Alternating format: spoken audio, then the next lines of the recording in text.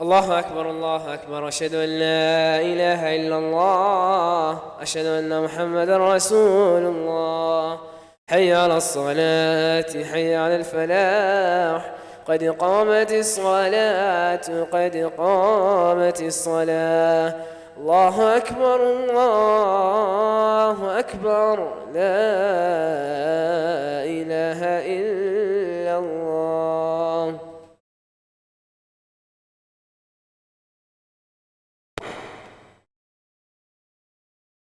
استووا واعتدلوا.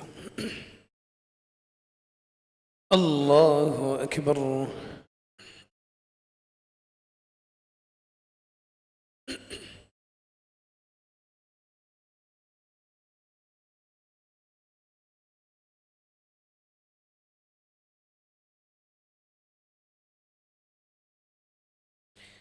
الحمد لله رب العالمين الرحمن الرحيم مالك يوم الدين، إياك نعبد وإياك نستعين، اهدنا الصراط المستقيم، صراط الذين أنعمت عليهم غير المغضوب عليهم ولا الضالين،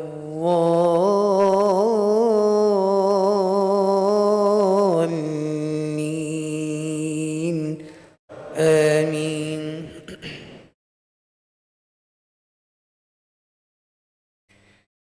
إذا زلزلت الأرض زلزالها وأخرجت الأرض أثقالها وقال الإنسان ما لها يومئذ تحدث أخبارها بأن ربك أوحى لها يومئذ يصدر الناس أشتاتا ليروا أعمالهم، فمن يعمل مثقال ذرة خيرا يره ومن يعمل مثقال ذرة شرا يره. الله أكبر.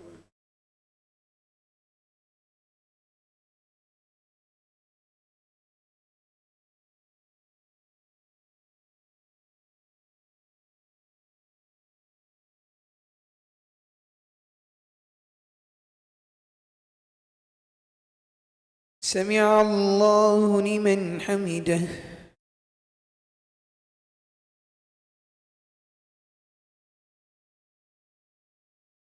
الله أكبر.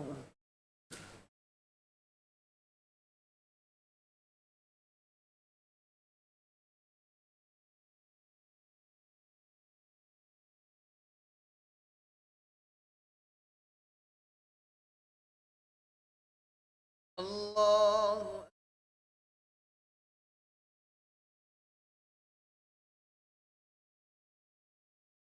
الله أكبر.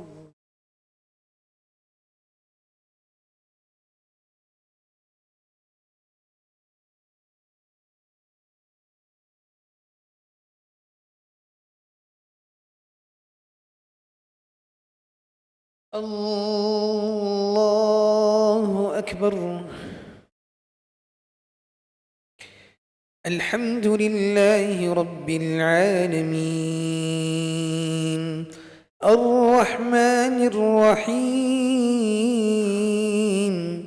مالك يوم الدين، إياك نعبد وإياك نستعين، اهدنا الصراط المستقيم، صراط الذين أنعمت عليهم غير المغضوب عليهم ولا الضالين،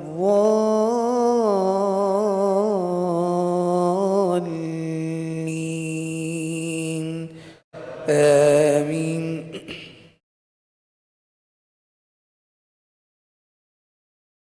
والعاديات ضبحا فالموريات قدحا فالمغيرات صبحا فأثرن به نقعا فوسطن به جمعا إن الإنسان لربه لكنود وإنه على ذلك لشهيد وإنه لحب الخير لشديد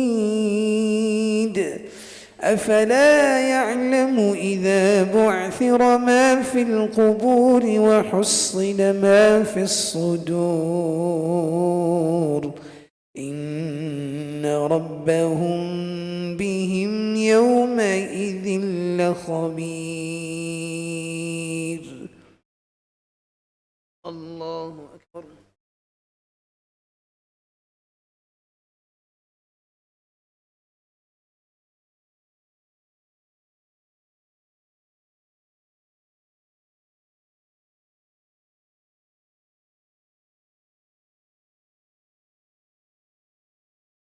سمع الله لمن حمده.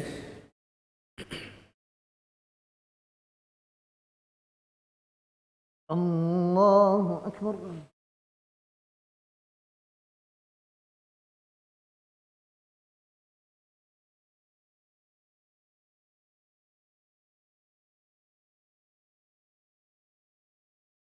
الله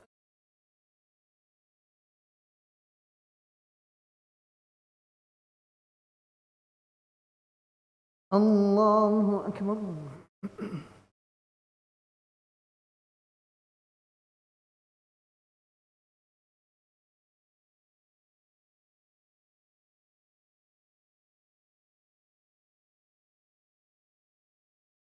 الله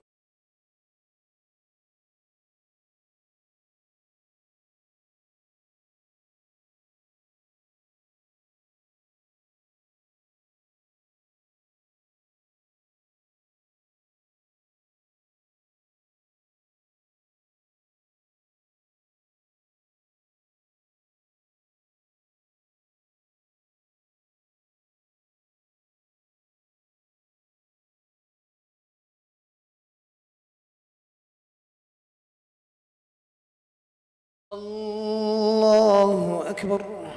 بسم الله.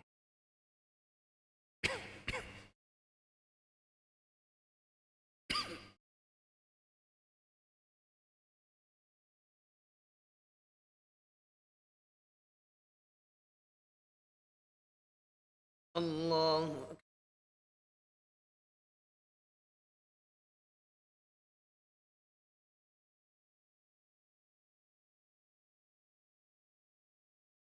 سمع الله لمن حمده.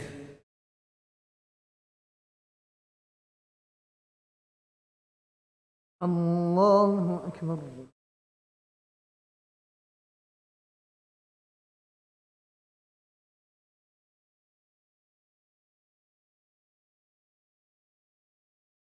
الله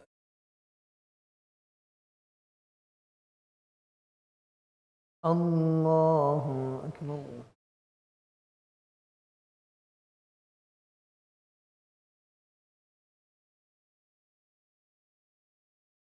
الله أكبر. بسم الله.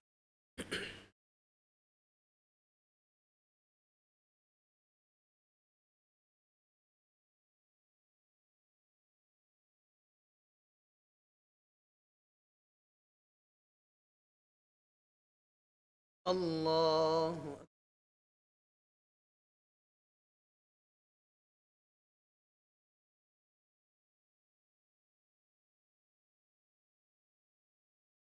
سمع الله لمن حمده.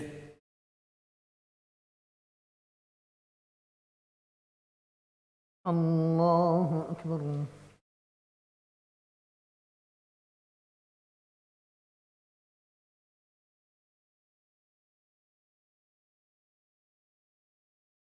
الله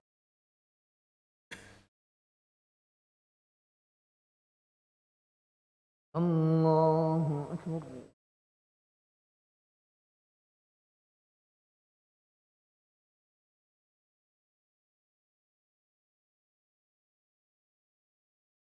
الله أكبر.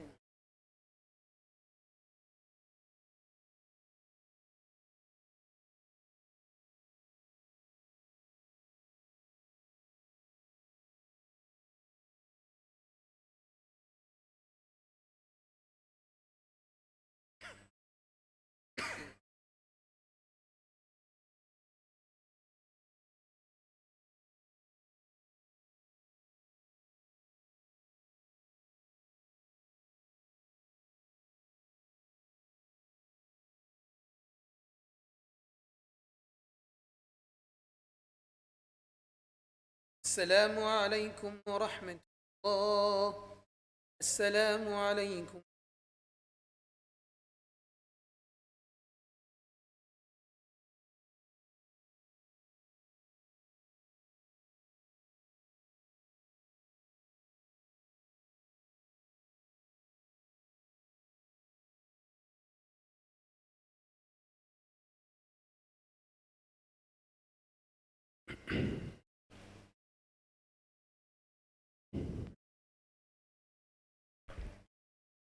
السلام عليكم ورحمة الله وبركاته. الحمد لله والصلاة والسلام على رسول الله وعلى آله وأصحابه ومن والاه. أما بعد. Just a short reminder for today. Firstly, a lot of people have been asking that what's happening regarding the lessons, our lessons that we've been having since the beginning of Ramadan. The lessons came to an end, and I thought I had made that very clear, that the last heading would be the heading of the 6-point strategy to making a very powerful dua. And I intentionally didn't arrange for it to go across every day until the end of Ramadan, so that we can have these last blessed nights into applying what we have studied. So a lot of people have been asking, the questions have been overwhelming. What is happening? What is happening? The lessons came to an end, dear brothers and sisters. Now it is time for us to apply. Someone said to me that you said something but you haven't mentioned. I said, what? I said, you said that you're going to mention to us successful stories of du'as. That teaches me a lesson. Next time, before I say something, I will think 10 times. Maybe never ever say it. And then if I have the energy to mention it, I will just mention it. Yes, I did say that we would maybe discuss some successful stories, but I realized if I tackle this topic of mentioning stories, it requires a lot of time. There are so many successful stories of du'as, starting from the Sahaba to the Tabi'een. And every day, each one of you is a walking story of a successful du'a. Each one of you. I guarantee if I make each one of you stand up, you have a story with Allah subhanahu wa ta'ala where once upon a time your du'as were accepted. Okay? Inshallah, maybe sometime later, we can discuss some of these stories. What I want to discuss today is regarding these 10 nights. We have very few nights remaining of Ramadan, and I hope we are pushing ourselves to the finish line. We are not yet there, and we are not giving up. Someone asked me this question: what are the best deeds that we could do in these nights? So that's a very good question. Okay? Now, the scholars, I will give you what the scholars advise. The scholars say 3 things primarily. 3 deeds primarily. Number 1, salah. Number 2, Quran. Number 3, dua. Salah, Quran, and dua. These are the best deeds that could be done in these nights. And they even further say by explaining, they state that the best state is a state that combines all these 3 ibadat together, rituals together. How so? That means you stand in salah and you prolong your recitation in salah and you prolong your sajda in dua. That's the best state that combines all 3 acts of worship together. Now this is very difficult. Maybe not everyone can be able to do that, because if you want to read very long in your salah, you have to have memorized the Quran or maybe part of it in order to be able to recite it. So then how can we go about it? 2 ways. Number 1, either you stand in salah with the Quran and recite the Quran while looking. But that can be very tedious, it can be difficult. Maybe you will get tired by holding the Quran and you wouldn't be able to manage for very long periods. So if you know that you can't do that, then there's only one solution for you, right? Just attend the rituals with the congregation in the masjid. Either if it's Taraweeh or it's Tahajjud prayer, right? Come and stand and listen to the Quran at least, and then make your du'as just before Fajr. Normally the Tahajjud prayers finish 1 hour, 20 minutes before Fajr time. That's the suhoor time, right? And we say the pre-dawn hour is also a time in which du'as are accepted. You can go back home, quickly have your suhoor, and place 30 minutes for du'a. So I hope we can now apply that. We have the 27th night today. For some, 27th night will be tomorrow. 27th night is not Laylatul Qadr, dear brothers. All what we could say about it, it's a powerful candidate. But it isn't Laylatul Qadr. So some people think that only 27th is Laylatul Qadr. Khalas. All my acts of worship, I will stay awake from Isha all the way to Fajr or go to a mosque and do all this. No, it isn't. It is a strong candidate, yes, because it's an odd night. However, we don't understand from any text of the Prophet ﷺ that it is only 27th in which Laylatul Qadr falls on.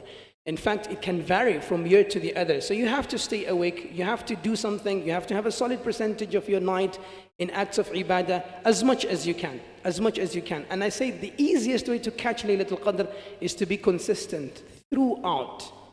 Is to be consistent throughout the last 10 nights. Just be consistent with those acts of worship and you will achieve Laylatul Qadr. May Allah subhanahu wa ta'ala allow us to achieve it. Accept it from us, grant us heightened spirituality, and make this Ramadan a game changer in our lives and make us change and reform to the best Muslims, individuals possible, even after the month of Ramadan.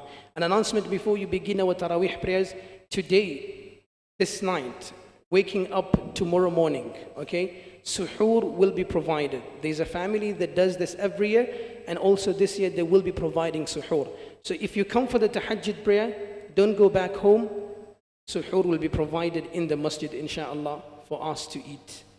Jazakumullahu khairan, barakallahu fik. The last thing, we are finishing Quran on Friday. Okay? Anyone, any idea which juzu we are reciting today, if people are following? 30th? 31st? Sorry? Yeah, today we are reciting 28th. Tomorrow the 29th, and 30th on Friday we will finish, inshallah. May Allah subhanahu wa ta'ala accept it from us.